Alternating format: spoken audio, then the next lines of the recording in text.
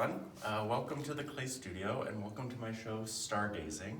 We thought we'd do a little video since a lot of you aren't able to see it. Actually, all of you aren't able to see it in person because of the quarantine. So we thought we'd do a little video and show you all around. So, like I said, Stargazing is the name of the show. It's a lot of slipcast work that I've developed over the last 6 months.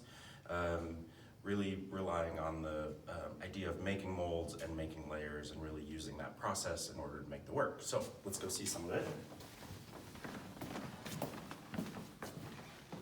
So I developed this process in order to make the molds using silicone caulking, making the mold and then being able to layer the black and white slip. So you can see in a piece like this where I have the silicone caulking texture, and then since I've layered the black and white slip and then I've carved away and sanded away, you can see how this pattern kind of emerges.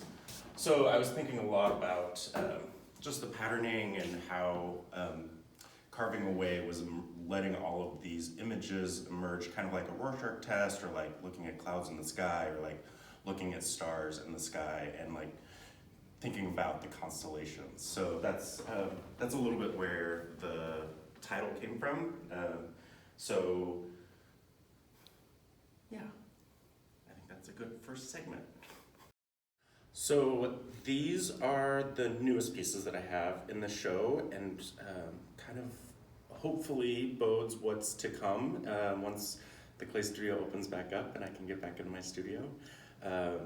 So these I was making just using individual, 2 separate molds and making multiples of those and putting them together. So I'm taking these spheres, taking 2 hemispheres and putting them together, and I just like the possibility of thinking about mold making as a way to combine different parts to make this kind of unified whole. Really, I was thinking about moon bases with these and really relying on a little bit more classic historical ceramic vessels, but then also bringing in some of my like kind of interstellar inspiration. So thinking about the axial tilts of the Earth and thinking about these as globes or as worlds or as moons or as like maybe this one has Pangea, and just the way in which maybe through this imagery or graphic quality, different shapes and different continents can emerge, and different species and different life forms, and I don't know, thinking about these as like kind of more cosmological and more worlds all within themselves. So yeah, hope you get to see them in person in the future. This one you can see, I believe this one is called waning, so thinking about the moon waxing and waning and thinking about cosmological processes. You can see on this one where on this initial one I have the silicone molds or the silicone texture from the initial mold cast in black porcelain, and then it progresses with the different layers where I'm eroding, and then this one is actually made by casting the interior of the initial mold, so you get a little bit of that texture from the initial, but it's one step removed. So when I made the initial mold out of silicone, I poured slip into the mold, poured that slip out, and so I get a case of the porcelain around the mold, and then I poured plaster on the interior of that to then make another mold of the plaster. So this one is really that delving into the exploration of the negative space within the mold and how those generations of molds kind of stepping away from the texture leaves it a little bit more elusive, a little bit more ghosty, a little bit softer. So this you can see the progression of that from black on the exterior and white on the interior to then white on the interior and black, or white on the exterior, black on the interior. This main pedestal, I have some of my more complex forms that I have slip cast and created these kind of flower bricks or tulipiers, thinking about kind of how we can upend design and how we can upend display, and how we can rethink about function in a way that the function or the vase doesn't kind of fade into the background. It really is the focal point of the piece. So this is a form that I created using Buckminster Fuller's theory of tensegrity. So it's just the idea that there are rods and cords and everything is held in suspension through tension. So I really like that way of thinking about structure and thinking about that maybe as a metaphor for how we are all kept together in sort of this tension between push and pull. I think that is true now more than ever. So I made the model using the tensegrity theory. I wrapped that in cellophane. I covered that in plaster. I then covered that in rubber so that I could make a mold of the piece.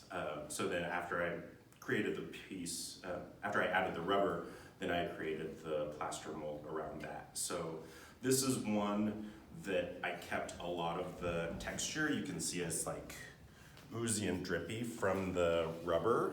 So there's some in the show that have a little bit more of that texture. This one and this one in particular. And then this one, I started to smooth that surface out to get really rid of a lot of the texture so that you're looking a lot more at the form.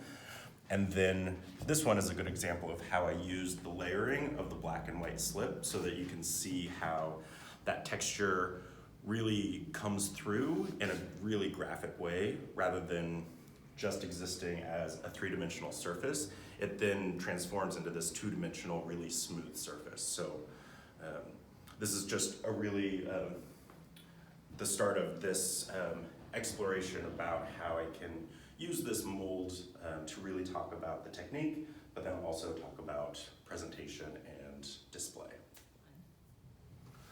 So these three I'm really happy with, partially because it shows a little bit more of maybe the thought process behind it all. So when I'm making these and I'm carving away at the layers, I'm really revealing the layers underneath, and that is really so much fun for me. That's like the most fun part of, like, it feels like maybe you're like scratching off a lotto ticket just to see what prize you've won. So I'm just like seeing what forms emerge and what patterns emerge and how I can modify the layers on the exterior to reveal some of the interior. So on these I played around a little bit with making some sort of like ombre pattern or some sort of transition where I go from taking away all of the black exterior surface to then leaving a lot of that texture, and the opposite on this one. So really thinking about how these can be full of discovery for me and hopefully full of discovery for you as well. So I think I could go on and on, but I really appreciate you taking the time to watch this, and check out the website at theclaystudio.org for more images, more installation shots, and you can also help support our local artists. So thank you so much, and please stay safe, and hope to see you soon.